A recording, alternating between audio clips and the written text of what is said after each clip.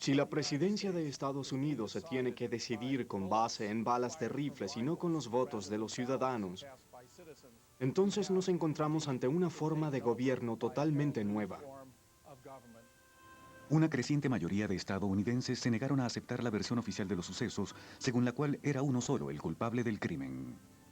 Aquellos de nosotros que buscamos la verdad, queremos averiguar qué fue lo que sucedió. Queremos seguir haciendo preguntas porque eso nos dice mucho acerca de nosotros mismos, de nuestros valores y de la dirección en la que va nuestro país. Sigue emergiendo nueva información sobre el asesinato de Kennedy y esta confirma que la verdad ha sido ocultada al pueblo estadounidense.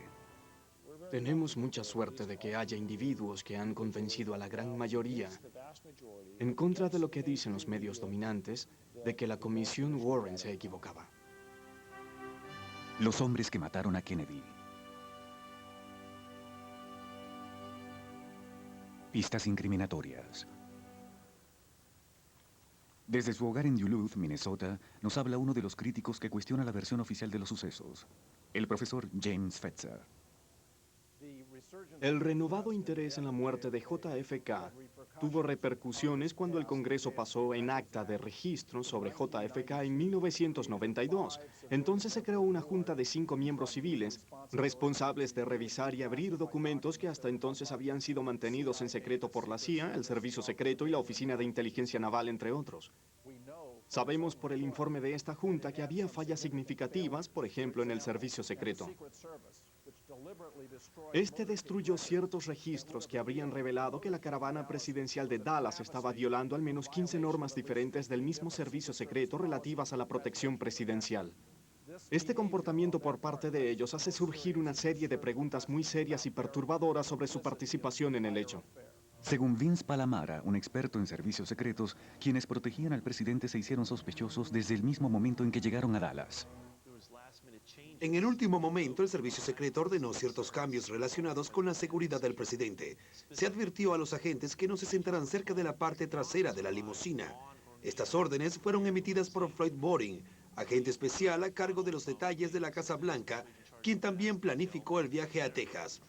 Él emitió estas órdenes a uno de sus asistentes, Emory Roberts, que estaba a cargo del auto que debía seguir a la limusina del presidente. Se puede ver al agente Henry Ripgar realizando sus labores normales, trotando al lado de la limusina.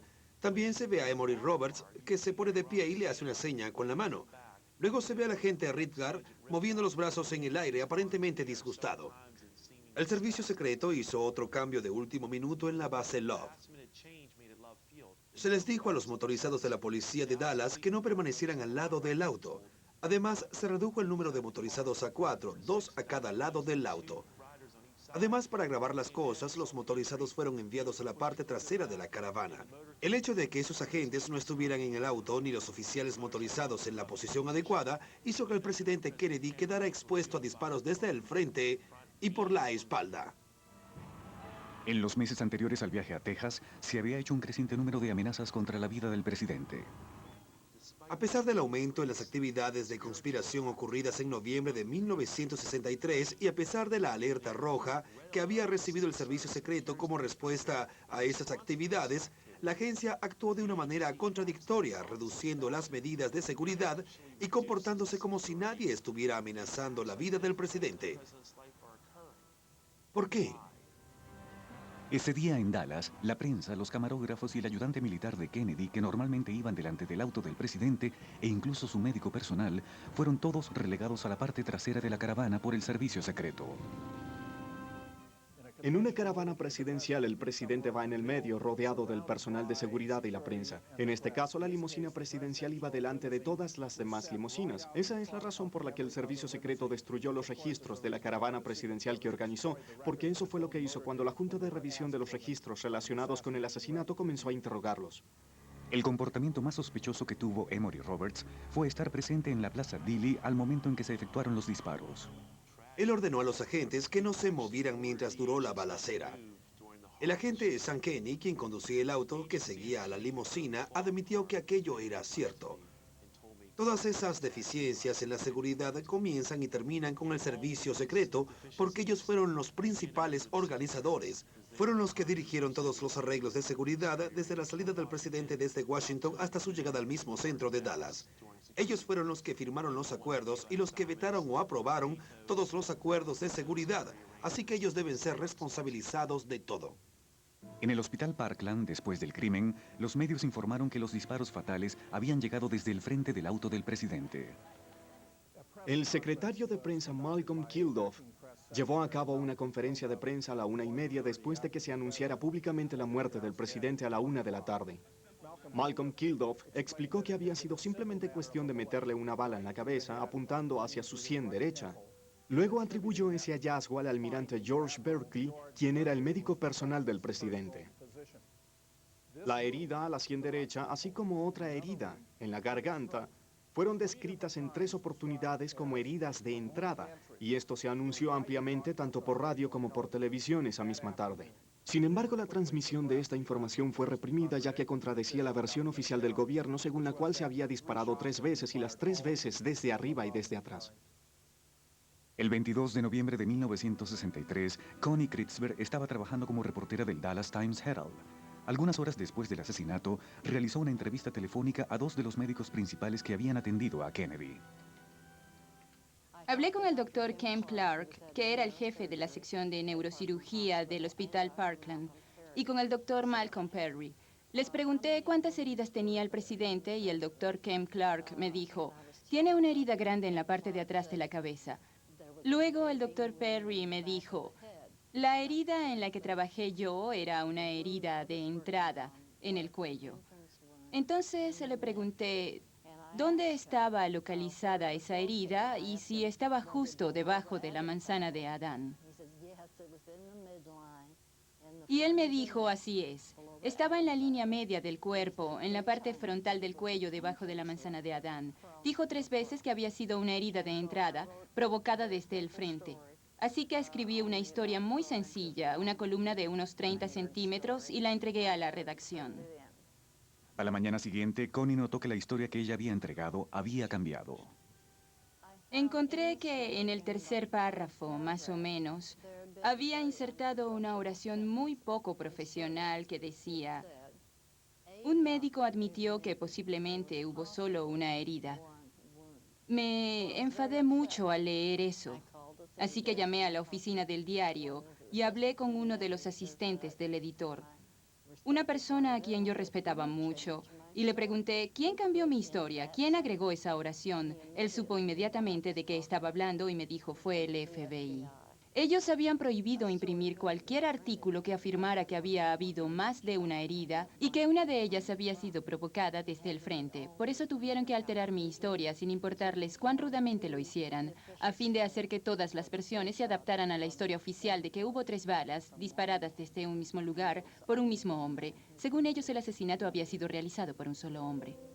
Uno de los colegas del Dr. Perry, quien también atendió al presidente, mortalmente herido en el hospital Parkland, ha confirmado lo que éste le dijo a Connie. Se trata del fallecido Dr. Charles Crenshaw.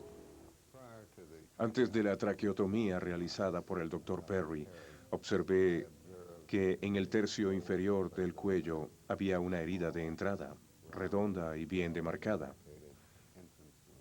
Esta fue obliterada por la traqueotomía, ya que el Dr. Perry realizó una incisión a través de esta herida.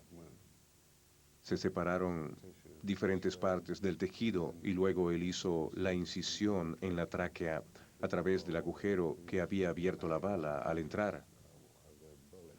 Así fue como se realizó la traqueotomía. Los informes radiales de Dallas esa tarde mencionaron la pequeña y redonda herida de entrada de la bala en la parte delantera del cuello del presidente. El fallecido Dr. Robert Livingston, quien era entonces un director científico para el Instituto Nacional para la Salud Mental, escuchó los informes. Según los informes, al presidente le habían disparado por atrás, desde el piso 6 de un edificio de depósito de libros escolares de Texas. Las evidencias que pusieron a disposición los médicos del hospital Parkland mostraban una pequeña herida muy claramente demarcada en el cuello. Esto contradecía la otra información, o al menos debió complementarla en el sentido de que se debió admitir que hubo un disparo desde el frente. Debemos suponer que ambos disparos se produjeron al mismo tiempo.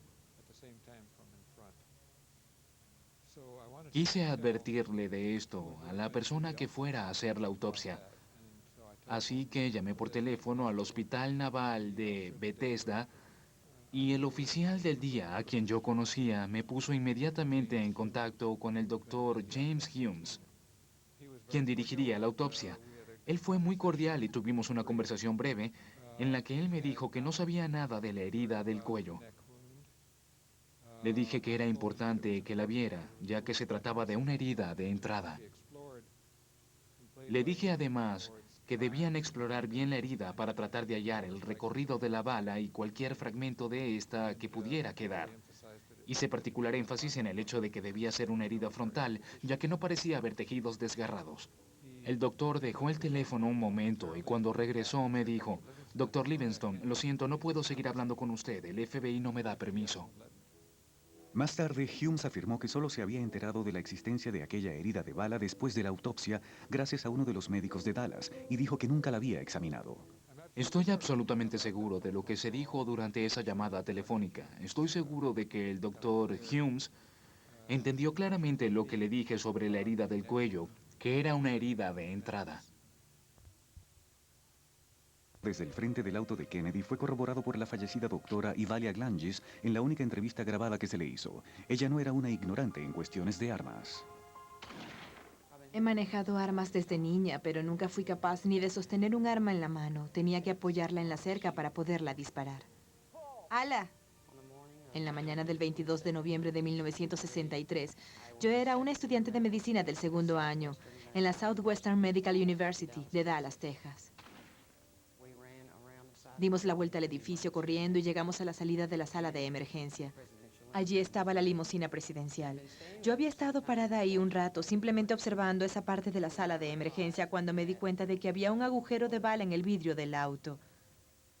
Le dije a mis compañeros que estaban a mi lado, mira, hay un agujero de bala en el vidrio, y les señalé el agujero. En ese momento yo no conocía ninguno de los detalles de la balacera y me sentí bastante impresionada al mirar hacia arriba y ver el agujero de la bala en la ventana del auto. Está claro que se trataba de un agujero de bala y que la bala había entrado por el frente. Y creo que el vidrio ni siquiera se resquebrajó. Parecía una bala de alta velocidad que penetró el vidrio desde el frente.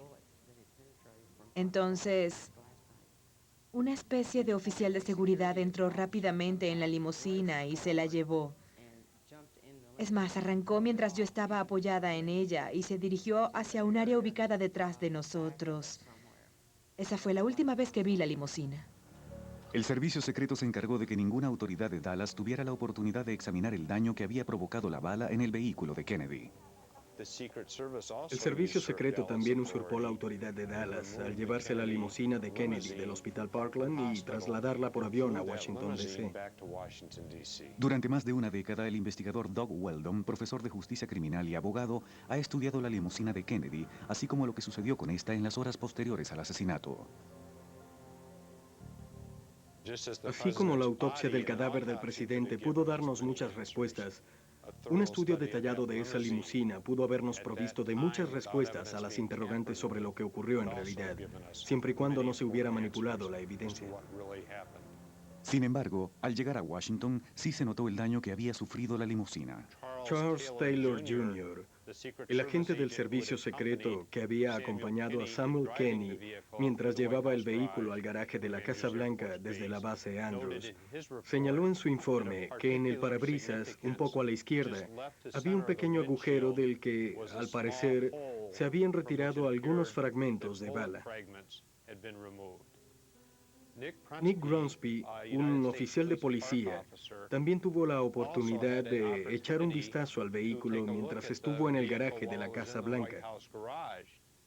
Él notó que había un pequeño agujero en el parabrisas de la limusina y, con base en sus muchos años de experiencia como oficial de policía, señaló que el agujero había sido provocado por una bala.